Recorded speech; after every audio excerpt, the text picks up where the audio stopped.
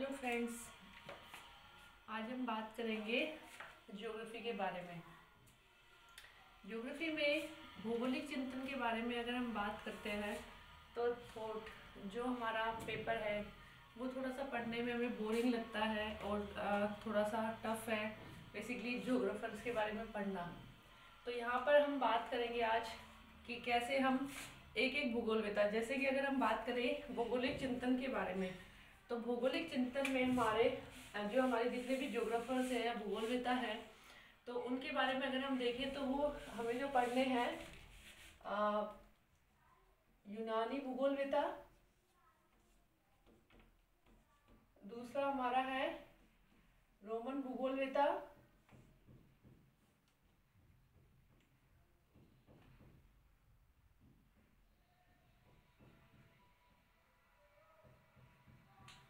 और तीसरे जो हमारे भूगोलवेता है वो हमारे हैं अरब भूगोलवेता।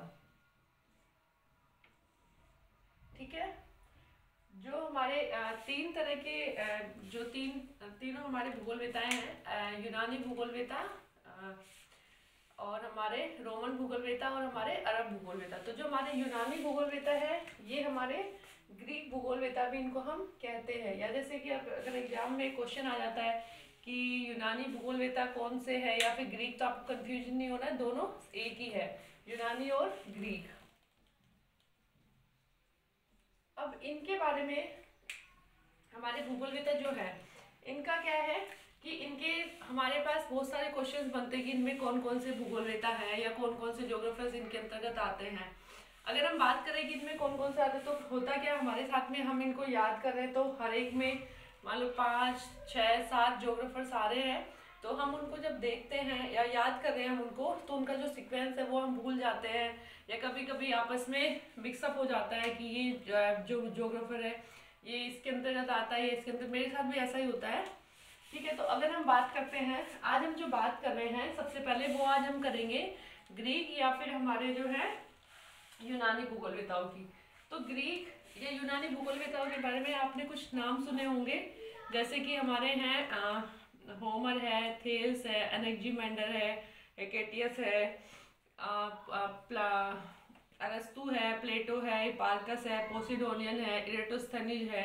ये सारे जो हमारे जितने भी ज्योग्राफर्स हैं ये सारे हमारे ज्योग्राफर्स किस में आते हैं, यूनानी या फिर ग्रीक भूगोलवेताओं के अंतर्गत आते हैं। ठीक है, तो आज हम इनके बारे में ज़्यादा नहीं, पर हम इनके बारे में 2-2 लाइनें की, अगर हमसे एग्जाम में कोई ऐसा क्वेश्चन पूछ लिया जाता है तो अगर हम ज़्यादा पढ़ेंगे तो हम सब मिक्स कर देंगे, सब कुछ खिचड़ी सी बन जाएगी, इसलिए 2-2 लाइनों में हम इन सब के बारे में आज पढ़ेंगे। ठीक है, तो अगर आप बात करते हो कि यूनानी भूगोलवेताओं की, तो यूनानी काल हमारा कब से कब तक था, तो यूनानी भूगोलवेताओं का बेसिकली ज्योग्राफी में या भूगोल में क्या योगदान था। तो अगर हम बात करते हैं कि हमारे यूनानी भूगोलवेताओं की, तो यूनानी भूगोलवेताओं का जो काल था वो हमारा 600 ईसा पूर्व से लेकर और 300 ईस्वी तक का जो काल है वो हमारा क्या माना जाता है, यूनानी या फिर ग्रीक भूगोलवेताओं का काल माना जाता है। अब हम इसमें सबसे पहले बात करेंगे जो हमारे भूगोलवेता हैं, तो सबसे पहले इसमें जो हमारे भूगोलवेता है वो हमारे हैं होमर।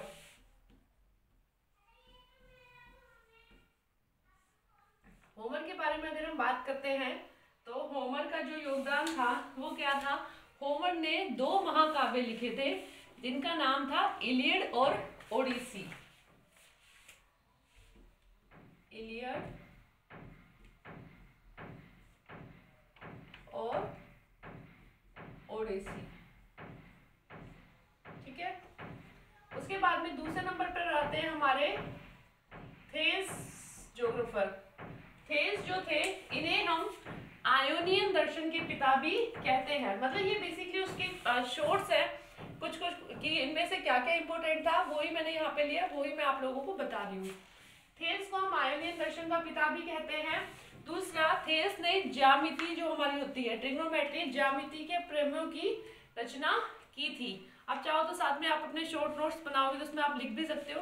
तो थेल्स क्या थे, हमारे आयोनियन दर्शन के पिता थे। और दूसरा, थेल्स ने क्या क्या था, ज्यामिति के प्रमेयों की रचना भी की थी। साथ ही साथ में थेल्स को गणितीय भूगोल में योगदान के लिए भी जाना जाता है। ठीक है, उसके बाद में हमारा आता है एनेक्जिमेंडर।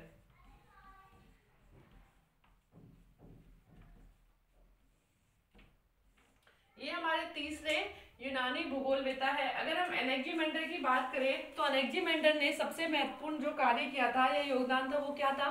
बेबीलोन का यंत्र जो था नोमोन, उसकी सहायता से, बेबीलोन के यंत्र नोमोन की सहायता से देशांतर निश्चित किया था। नोमोन की सहायता से देशांतर को निश्चित करने का इन्होंने कार्य किया था। दूसरा इन्होंने क्या किया था? मापक के आधार पर विश्व का, मापक के आधार पर एनेक्जिमेंडर ने विश्व का प्रथम मानचित्र भी बनाया था। ठीक है, उसके साथ में इन्हें एनेक्जिमेंडर को गणितीय भूगोल का संस्थापक भी कहा जाता है।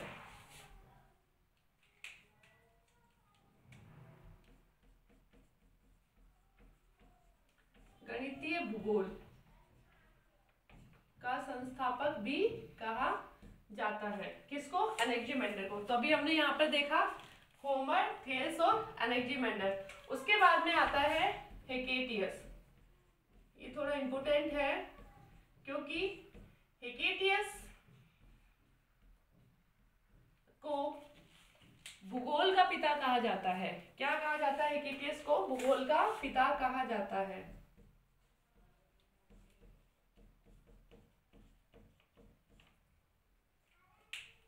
ठीक है, क्यों? क्योंकि इन्होंने विश्व का सबसे पहले या सर्वप्रथम क्रमबद्ध वर्णन प्रस्तुत किया था। ठीक है, ये बहुत एक इम्पोर्टेंट है कि हेकेटियस भूगोल का पिता है। इसके साथ ही क्योंकि इन्होंने क्या किया? विश्व का सर्वप्रथम क्रमबद्ध वर्णन प्रस्तुत किया था। ठीक है, इसके साथ में हेकेटियस ने एक जो ग्रंथ लिखा था उसका नाम है जेस पीरियडस। मैं बता देती हूँ आपको, लिखे जेस पीरियडस, इसको हम ऐसे लिखेंगे, या हम इसको बोल सकते हैं पृथ्वी का वर्णन। ठीक है, उसके बाद में हेकेटियस के बाद में हमारे आते हैं हेरोडोटस। हेरोडोटस जो है हमारे, उन्हें हम इतिहास का पिता कहते हैं।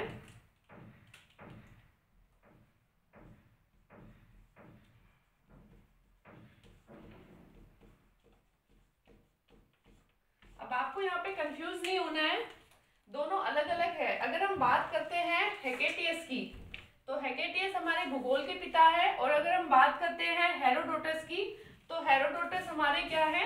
इतिहास के पिता है। ठीक है, दोनों को याद रखना, दोनों इंपॉर्टेंट है और दोनों में से कभी भी क्वेश्चन आ सकता है या बन सकता है। ठीक है, इसके बाद में हेरोडोटस ने क्या किया था? हेरोडोटस ने जो हमारा डेल्टा होता है, जो नदियों के मुहाने पर बेसिकली डेल्टा बनता है, उसका हेरोडोटस ने साकारण वर्णन प्रस्तुत किया था। ठीक है, उसके साथ ही इन्होंने विश्व के मानचित्र पर जो यामोत्तर हमारी मेरिडियन लाइन होती है उनको भी इन्होंने खींचने का प्रयास किया था। ठीक है, उसके बाद में हेरोडोटस ने क्या किया? विश्व को 3 महाद्वीपों, ठीक है, इन्होंने विश्व को 3 महाद्वीपों, कौन से महाद्वीपों? एशिया और यूरोप और लीबिया। जैसे अफ्रीका को पहले लीबिया बोला तो अफ्रीका या फिर लीबिया में विभाजित किया था। ठीक है, इसके साथ ही साथ में हेरोडोटस ने कैस्पियन सागर जो हमारा है उसको इन्होंने क्या बोला था कि ये हमारा आंतरिक सागर है। ठीक है, हेरोडोटस के बाद में हम बात करते हैं प्लेटो की। प्लेटो ने बताया कि जो हमारी पृथ्वी है वो गोलाकार या फिर वलयाकार है। मतलब बेसिकली पृथ्वी की जो आकृति है वो कैसी है? हमारी गोलाकार, स्फेरिकल या फिर हमारी वलयाकार है। ठीक है, इसके साथ ही प्लेटो ने हमारा 2 पद्धति है जो आपने पढ़ी होगी, आगमनिक पद्धति, उनके बारे में मैं आपको आगे भी बताऊंगी। प्लेटो के बाद में नेक्स्ट हमारा आता है अरस्तु।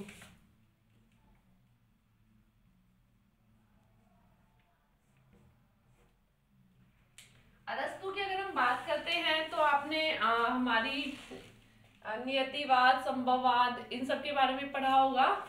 तो अरस्तु जो हमारे हैं उनको हम क्या है? नियतिवाद के समर्थक माने जाते हैं। ठीक है, अगर हम अरस्तु की बात करते हैं, साथ ही साथ अरस्तु ने एक जलवायु विज्ञान करके जो पुस्तक थी या जो ग्रंथ हम बोलते हैं जलवायु विज्ञान की रचना की थी। ठीक है, उसके बाद में नेक्स्ट जो हमारे आते हैं वो है हमारे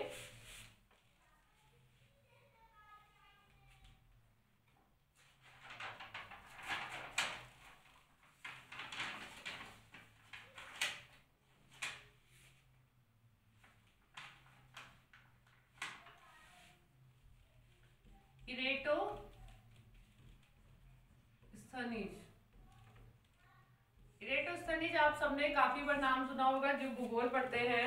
ठीक है, इरेटोस्थनीज की अगर हम बात करते हैं तो इन्होंने क्या किया, इरेटोस्थनीज ने सबसे पहले इरेटोस्थनीज ने 5 कटिबंधों का विभाजन किया था।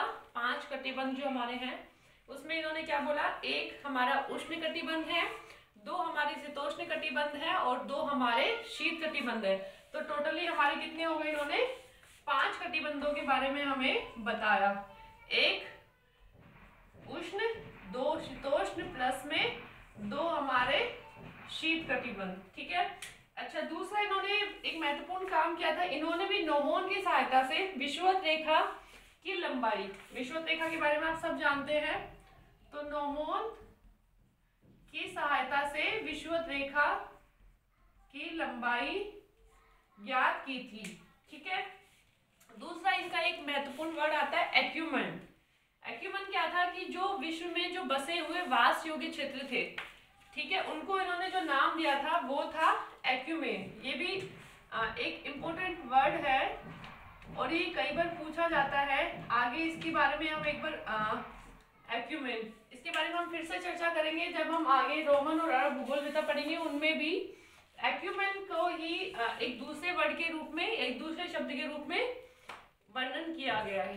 ठीक है, उसके साथ ही अब ये हमारा था इरेटोस्थनीज। इरेटोस्थनीज के बाद में अगर इरेटोस्थनीज की बात करते तो उन्होंने एक ज्योग्राफिया करके एक इन्होंने पुस्तक की रचना की थी। उसके बाद में इरेटोस्थनीज के बाद अगर हम बात करते हैं तो नेक्स्ट हमारे आते हैं हिपार्कस।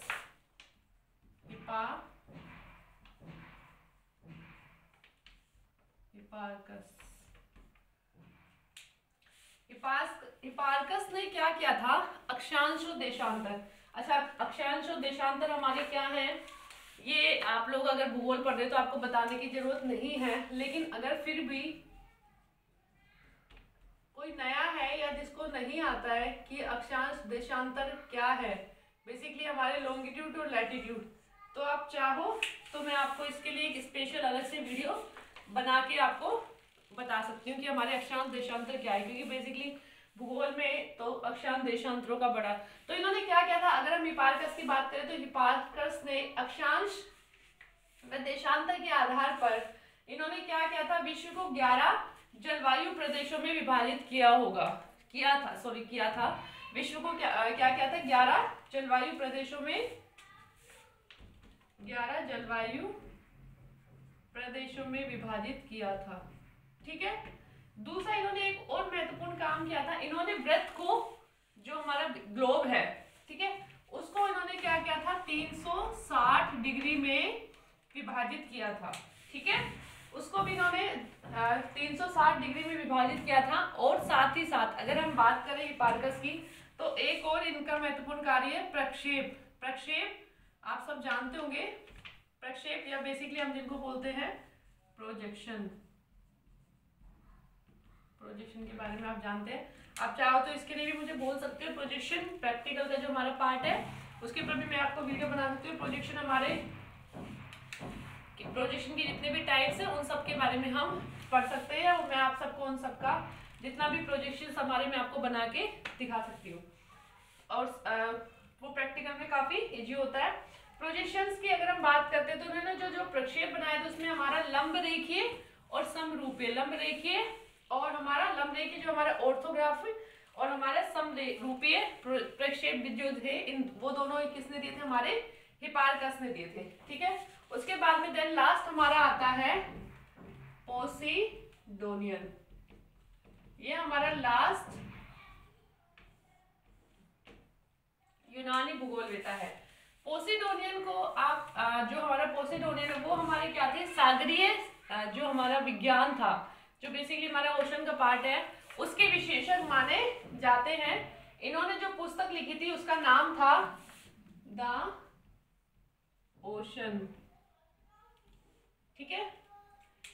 पोसिडोनियन की जो पुस्तक था उसका नाम द ओशन है। इनको भौतिक भूगोल का पिता भी कहा जाता है। जो हमारी फिजिकल ज्योग्राफी है उसके फादर जो है उसको भी पोसिडोनियन, और साथ ही साथ में इनको महासागरीय जो हमारी गहराई है उसको ज्ञात करने का श्रेय भी दिया जाता है, ठीक है।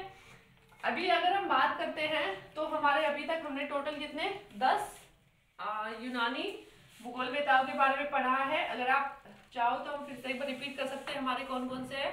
10 यूनानी भूगोलवेताओं में हमारे फर्स्ट हमारा आता है होमर, फिर थेल्स, फिर अनेक्जिमेंडर, हिकेटियस, हिकेटियस के बाद में हमारा आता है हेरोडोटस, हेरोडोटस के बाद में हमारा प्लेटो, फिर अरस्तु, प्लेटो अरस्तु के बाद में इरेटोस्थनीज, देन हिपार्कस, और उसके बाद में लास्ट हमारा है पोसिडोनियस। अच्छा, मैंने आपको यहाँ पे प्लेटो और अरस्तु की टाइम पे 2 बातें छोड़ दी थी। मैंने आपको बोला था मैं आपको बाद में बताऊंगी।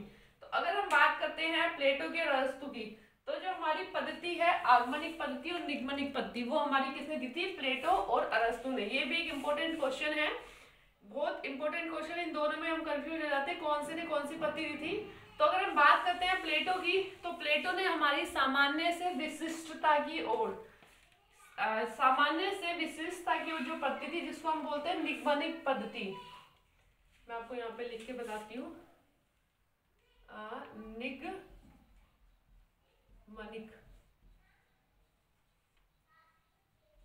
पद्धति, ये हमारी किसने दी थी, प्लेटो ने। ये हमारी क्या है, सामान्य से विशिष्टता की ओर, ठीक है। दूसरी जो हमारी पद्धति है, अरस्तु ने जो हमारी पद्धति दी थी वो हमारी थी आगमनिक पद्धति, आगमनिक पद्धति। वो क्या थी हमारी, विशिष्टता से सामान्य की ओर, ठीक है। तो दोनों में समझ में आ गया। प्लेटो ने जो दी थी वो थी सामान्य से विशिष्टता की ओर, जिसको हम निगमनिक पद्धति बोलते हैं, और अरस्तु की जो पद्धति है उसको हम बोलते हैं आगमनिक पद्धति, जो हमारी क्या थी, विशिष्टता से सामान्य की ओर, ठीक है। इसके साथ में एक हमारे भूगोलवेता और थे यूनानी भूगोलवेताओं में, जिसको थियोक्रेस्ट आपने नाम सुना हो। तो ये 2 पॉइंट है जो मैं आपको समझा रही हूँ। थियोक्रेस्ट, इन्होंने क्या किया था, ये क्वेश्चन भी काफी इंपोर्टेंट हो, मैंने काफी जगह इसको पढ़ा भी है। तो थियोक्रेस्ट ने क्या किया था, जलवायु एवं वनस्पति के बीच में संबंध को बताया था, ठीक है। और हमारे जो पाइथागोरस थे उन्होंने क्या बताया था, एक थियोक्रेस्ट के साथ में, इसमें यहाँ पे लिख देती, उन्होंने क्या बताया था, जलवायु वनस्पति के संबंध के बारे में बताया था। एक हमारे जो पाइथागोरस है उन्होंने क्या बताया था, पृथ्वी को गोल बताया था, ठीक है। अभी आपको इसमें कोई कंफ्यूजन नहीं होना चाहिए। मेरे हिसाब से हमने मेन जो पॉइंट थे वो सारे हमने इसके अंतर्गत कवर कर दिए हैं, ठीक है। अगर आपको फिर भी कोई कंफ्यूजन है तो आप मुझे कमेंट में लिख के बता सकते हैं, ठीक है। हमने आज यूनानी भूगोलवेताओं के बारे में, जो बेसिकली हमारे यूनानी भूगोलवेता है या जिनको हम ग्रीक भूगोलवेता भी बोलते हैं, उनके बारे में हमने आज पढ़ा है यहाँ पे। आगे की वीडियो में हम रोमन भूगोलवेताओं के बारे में और अरबी जो भूगोलवेता है उनके बारे में हम पढ़ेंगे। उसके बाद में ये पढ़ने के बाद में हमारे जितने भी स्कूल है, फ्रेंच, फ्रांसीसी, जर्मन, अमेरिकी, ठीक है, इन सब के बारे में हम पढ़ेंगे। अगर आपको इनमें कोई भी कंफ्यूजन है तो आप मुझसे पूछ सकते हो। अगर आपको अच्छा लगा और समझ में आया वीडियो तो लाइक करें, कमेंट करें, शेयर करें। Thank you.